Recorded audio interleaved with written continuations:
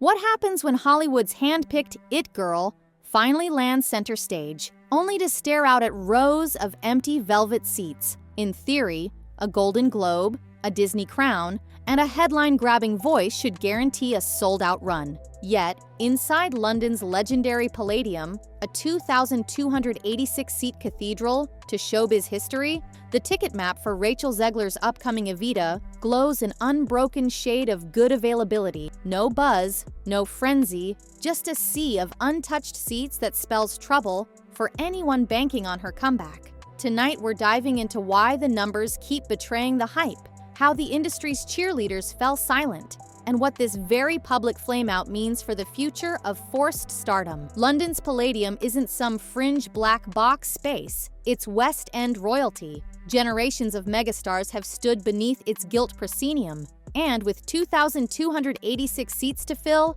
the building's very size is a litmus test for box office muscle. Every summer blockbuster musical that lands here banks on advance demand so strong that some dates sell out months early. That's the norm. Unless your headliner is Rachel Zegler. Pull up the official LW Theater's seat selector for any performance between June and early September. Every section, every row, every balcony box is bathed in green, the website's polite code for take your pick. Marketing hasn't been shy. Posters scream, Golden Globe winner. Teaser trailers pack in Disney Snow White and Hunger Games breakout. An aggressive influencer push shows glam photo shoots of Zegler draped over microphones, belting, "Don't cry for me, Argentina." None of it is moving the needle. Industry watchers call it a wipeout after a Cosmic Book report captured screenshots of the seat map 2 weeks ago and counted fewer than 150 seats sold across the entire 12-week run. Why does this matter? Because theater audiences vote with their wallets long before opening night. When curiosity alone can't nudge fans to drop even 35 pounds on a balcony seat, the verdict is already in. The hype machine has outpaced public interest. And this is happening in a venue famous for hosting screaming crowds for Joseph and the amazing Technicolor Dreamcoat, Cats, even one-off Madonna concerts. For Evita, a musical with evergreen name recognition, to flatline so spectacularly says less about Andrew Lloyd Webber and more about the actress being asked to carry the show. At this point, producers are quietly sweating. The Palladium takes on mammoth weekly costs, musician payroll, storage, union crew. Without advance sales, a show can hemorrhage cash from day one. And if Evita tanks, it won't be one awkward headline. It could be a 7-figure write-off that lingers on balance sheets and insurance ledgers. That risk resets the narrative from bold reinvention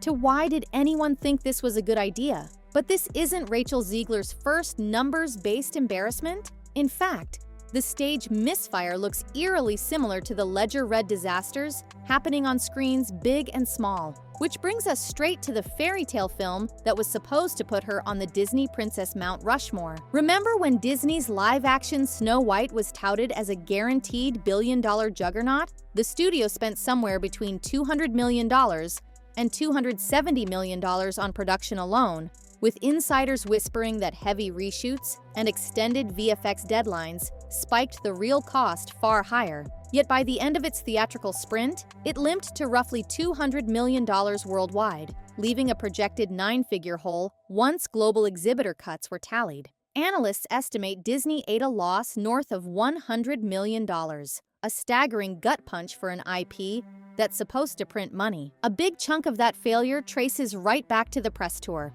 For 2 solid years, Zegler's media sound bites overshadowed any footage of dwarfs, castles, or glass coffins. She dismissed the original 1937 prince as a creepy stalker in multiple interviews, only to offer a half walkback months later. Instead of charming nostalgia, Disney got viral clips framed as Gen Z actress dunks on classic. By opening weekend, trending TikToks weren't debating dress colors. They were spoofing Zegler's monologues about patriarchy. The end result? Brand fatigue that even Disney Synergy couldn't overcome. Rather than launching Zegler into the A-list, Snow White turned her into a polarizing lightning rod. Variety and other trades, once breathless boosters, started tacking on descriptors like controversial and polarizing, next to her name. A fairy tale makeover morphed into a case study in how unchecked PR missteps can nuke a sure-thing franchise. Yet, incredibly, Hollywood's gut reaction was not to pause. Instead, studios banked on the myth that the right vehicle will fix everything. They just kept handing her bigger ones, which leads straight to a pattern too obvious to ignore. West Side Story, the Steven Spielberg prestige musical that launched Zegler in 2021, brought critical raves and even won her that Golden Globe. Financially, it was a goose egg. Barely $76 million worldwide on a roughly $100 million budget. Pandemic timing didn't help, but plenty of films managed better legs during the same winter. 2 years later came The Hunger Games, The Ballad of Songbirds and Snakes. The brand's built-in fandom delivered $348 million worldwide, more than triple its rumored $100 million production cost. Healthy, yes, but exit polls showed franchise familiarity, not Zegler's name, as the main attendance driver.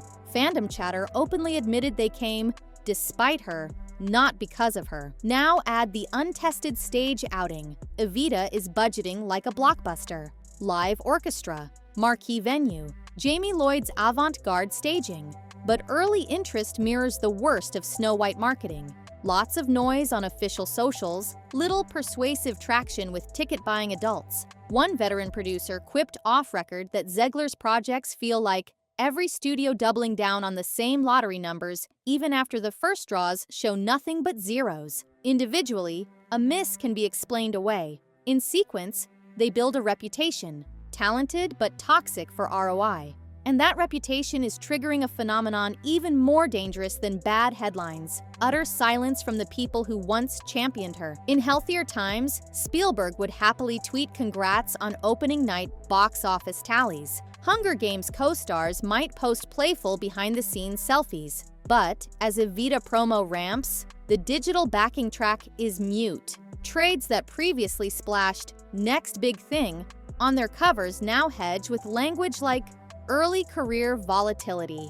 Variety's own tone flipped from glowing profiles to chilly post-mortems after Snow White cratered. Silence in Hollywood is rarely accidental. It's a strategic retreat, a collective decision to wait out a storm without getting spattered. When even a quick IG repost of a cast poster feels risky, insiders read it as a flashing red light. Keep distance or catch the fallout. Agents talk. Casting directors compile whisper network notes, and the scariest phrase creeping into those emails is soft flag, a gentle warning that attaching Zegler could spook financing or jack up insurance. All of that is playing out while the theater world conducts its own real-time audition for her viability, one ticket sale at a time. And backstage murmurs aren't helping. No one's accusing Zegler of diva eruptions. Instead, rehearsal room gossip paints a subtler problem: disengagement. London theater forums and blogger chatter say the young star sometimes treats run-throughs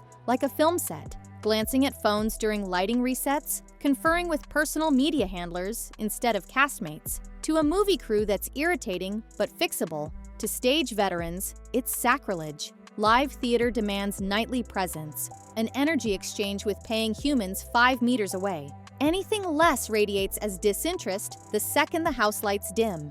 Factor in Evita's vocal load, 40-plus numbers across 2.5 hours, and the stakes multiply. Eva Peron isn't a cameo, she's an endurance test. If audiences sense even a hint of phone in, word of mouth evaporates, and unsold seats stay unsold. Meanwhile, across town at the Harold Pinter Theater, John Lithgow's limited-run drama Giant, hardly a Marvel spectacle, shows low availability tags on the same booking portals. The contrast is brutal. A respected veteran in a talky historical play sparks demand. The supposed Gen Z superstar in a high-octane musical can't move Tuesday matinees. All this feeds into a truth Hollywood hates, but theater lives by. Indifference kills faster than outrage, and indifference is precisely what the numbers now reflect. Public backlash can be spun. A scandal can even boost ticket sales if curiosity peaks. What can't be spun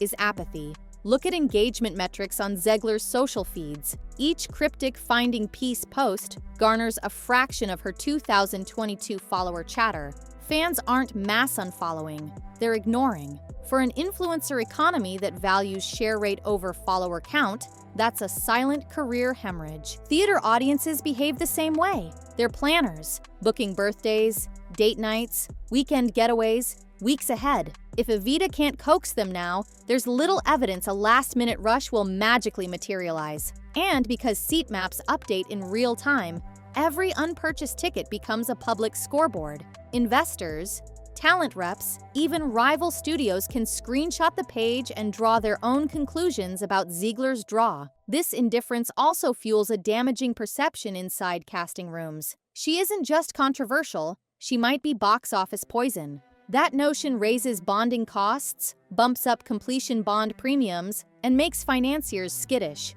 When a name triggers budget line items, it quickly falls off call sheets. Which leaves one final question.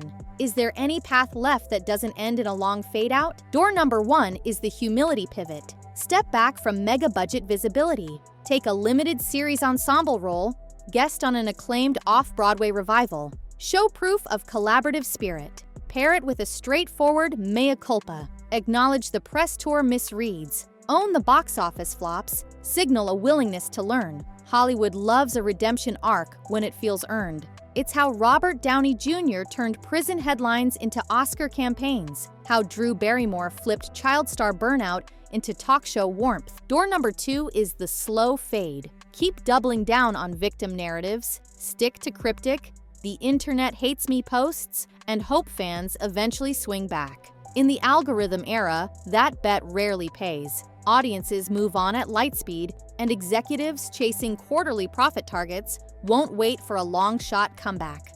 Right now, every unsold Palladium seat inches her closer to door number 2. Casting directors already juggle dozens of eager triple threats who can belt an Evita high C and charm a red carpet without stirring controversy. If Zegler won't seize door number 1 soon, the industry will quietly slide the bolt on the other option. Rachel Zegler's story isn't just another celebrity controversy, it's a live demonstration of what happens when hype outpaces genuine audience connection. A Broadway-sized theater sits wide open, a Disney juggernaut bleeds red ink, and peers once quick to praise now watch from a safe distance. Numbers don't lie, and they currently spell one message: talent alone can't outrun indifferent ticket buyers. Whether Zegler chooses accountability and adapts, or keeps sprinting down a path paved with empty seats, will decide whether the spotlight fades for good or sparks a second act. For now, the curtain is rising, and the house lights reveal more green than gold. Which chapter comes next? That verdict, like every unclicked seat, is in the audience's hands.